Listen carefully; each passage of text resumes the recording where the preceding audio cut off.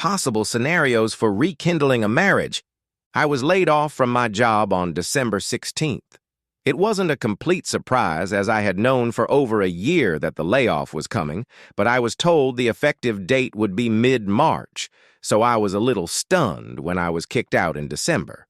When I was laid off, I had intended to just collect unemployment for a few months and catch up on housework, but within 2 weeks I started going crazy. So, on the first Thursday in January, I responded to an ad in the local paper, was hired, and went to work the same day. On my second day on the job, I was sent to the office to sign insurance forms, and Mona happened to be there. Mona and her husband George were neighbors. George was a vice president of a bank, and Mona was in real estate sales. I was surprised to see her there because I thought she was still selling real estate. I asked how long she had been working there, and she said a little over 2 months. She told me that selling houses had become too brutal, that there were too many agents running after too few houses, and no one was making money in real estate anymore. By the end of the second week, Mona and I started commuting and would stop by the bar after work to have a couple cocktails with other people who worked with us.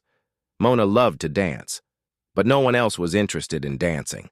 Everyone just wanted to sit, talk, and drink, so Mona usually dragged me out on the dance floor with her.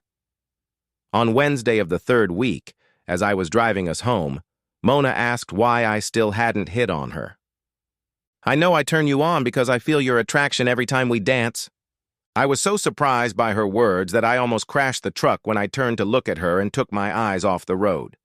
I told Mona that she really turns me on, but I have a few rules that I strictly follow. A. She works where I do, and sex with coworkers is taboo. B. She lives near me, and sex with neighbors is a no-no. C. She was a married woman, and sex with a married woman, especially a married woman whose husband I know and am on good terms with, is a no. She just looked at me and then said, "Bullshit! I want to have sex with you." While I was excited, Mona was unzipping me, and by the time I realized I had better find a place to pull over and park, Mona had her head in my lap. From that day on, Mona and I had sex every chance we got. In the seat of my pickup truck, in the back seat of her car when it was her turn to drive, a couple times at work when everyone else left, 5 times at her house and twice at mine, and 5 times in a motel. Try to imagine, if you can, Mona having sex under the back deck of her house during George's birthday party, while George walks around on the deck above us, talking to his guests. Another memorable incident occurred one day when it was her turn to drive, and I wasn't ready yet, so she went into the house to wait for me. My wife had just gone to take a shower, and as soon as Mona heard the sound of the water pouring, she immediately went for my body. We had sex right on my living room floor. More recently, I found out the reason for Mona's aggressive behavior. She found out that George was having an affair with his secretary and decided that after 20 years of being a faithful wife, it was time for her to have some fun, and I was in the right place at the right time. If I understood Mona correctly, it wouldn't be long before she decided to break off our affair, turn George on the secretary, and try to fix the marriage. Unfortunately, I turned out to be right. One day, after lunch at the local Motel 6, Mona told me that she wanted me to do her a very big favor. She wanted me to hide in her bedroom closet and watch her have sex with George. My initial reaction was short and direct. "No way! If George finds me, he'll kill me." Mona assured me he wouldn't. "I won't let him," she said. Now that's confidence. "And it doesn't matter anyway, because he won't even know you're there." She was going to make love to him, tell him about his secretary, and then demand to know if the secretary was better than her, and if not, why he was sleeping with her. She wanted me there for 3 reasons. 1. If George got violent, she wanted someone around to protect her. 2. If he lashed out, she wanted me to continue what she had started. 3. Knowing I was around would turn her on. My answer was still, no, not just no.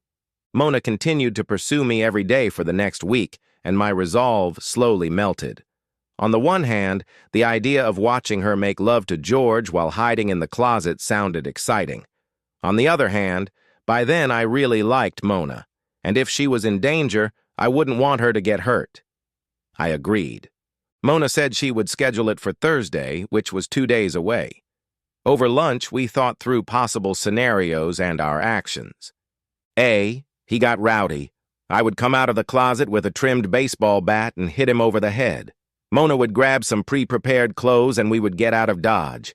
B, he would repent and apologize. She would take him downstairs to the kitchen, make a couple drinks, and they would discuss the situation like adults. This would have given me the opportunity to discreetly walk down the stairs and out of the house. C, he would have said, "So what?" or something similar. She would have asked him what he wanted for dinner, and they would have gone downstairs, and I would have started kicking my feet. D, well, we didn't think of D, so naturally D is what happened, but more on that later. Thursday, Mona got behind the wheel, and on the way home, as we drove past my house, I started to seriously question the deal. Mona pushed the garage door opener button and we pulled into the garage. Mona got out of the car, noticing my reluctance to do the same. "Come on, baby, don't worry. Everything will be fine." Not really reassured, I got out of the car and followed her into the house. We went straight upstairs to the bedroom and I sat on the bed while she undressed. She stood in front of me naked and giggled. "I need to calm you down. Oh God, I wonder how I can do that." "Oh, I know." She said we had time for quick sex and got down to business. Sitting on the bed and watching her get dressed after her shower, I began to have my fears again. They weren't very strong, probably because watching Mona get dressed turned me on a lot, but they still kept me on my toes. First she put on a garter belt, then beige panties, and let me tell you, if you've never seen a woman slowly pull her panties on and then fasten them over a garter belt, you're missing a very pretty sight. She then stepped into a pair of red high-heeled shoes. She strutted back and forth in front of me, which of course made my body crave release. Putting on a red teddy, she did a pirouette in front of me and asked, "How do I look? If he doesn't plop you on the floor and make love to you as soon as he sees you, he's dead and no use to you." She giggled and replied, "You say the nicest things." She walked over to the dresser, pulled out a handkerchief and held it out to me. I cast a questioning look at her as she climbed onto the bed. "You have to warm me up for him." We had been having sex for about 2 minutes when we heard the garage door opener start. I headed for the closet. "Wait!" she shouted, rushing over to me and kissing me passionately. "Thanks, babe. I really appreciate it." I took my place in the closet and Mona went downstairs. Everything had been fine up until that point, but as soon as Mona left the room, the bad thoughts came back. And the longer she was gone, the more I was sure something bad was going to happen. Panic was building, and I was seconds away from jumping out of the closet and running out of the house when I heard them coming up the stairs. Mona came back into the room, followed by George, who was throwing off his clothes as he went. Mona helped him out of his underpants and underwear and pushed him back onto the bed. Watching Mona with her husband, I began to realize why there are men who enjoy watching their wives with other men. While George was making love to her, she was looking at the closet, and I knew she knew my gaze was fixed on her eyes. My body craved release, but I didn't dare touch it for fear that the movement would attract attention or that I would make some noise that George might hear. I almost fainted when Mona kissed me. I slobbered all over the inside of the door and mentally flagged that I needed to tell Mona about the mess I had left so she could clean it up. Soon, Mona was making all the sounds she makes when she's pleased, and I figured George wasn't far behind. How wrong I was. George had sex with his wife for a good 15 minutes. "God, baby," he said, "you're the best. We don't do this very often."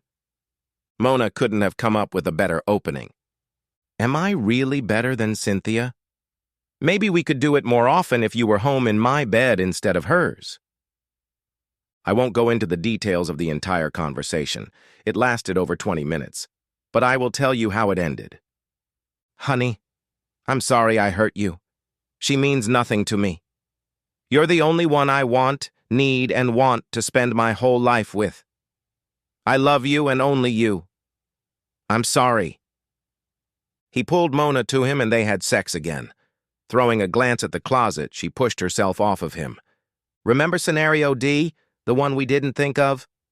George made love to her for hours. I didn't get any more kisses and winks, and I was sure Mona had forgotten about me. According to my watch, I had been in the closet for 4 hours and 27 minutes after the "I'm sorry" speech. 4 hours and 27 minutes of sex. Finally, George rolled over onto his side. He pulled Mona to him, and soon they were both asleep. I waited another half hour until I heard them both breathing deeply, and then, as quietly as possible, I slipped out of the room and left the house. I will not recount what happened when I entered my house more than 6 hours late. I will only say that it was not pretty. The end! Subscribe to my channel. Thank you!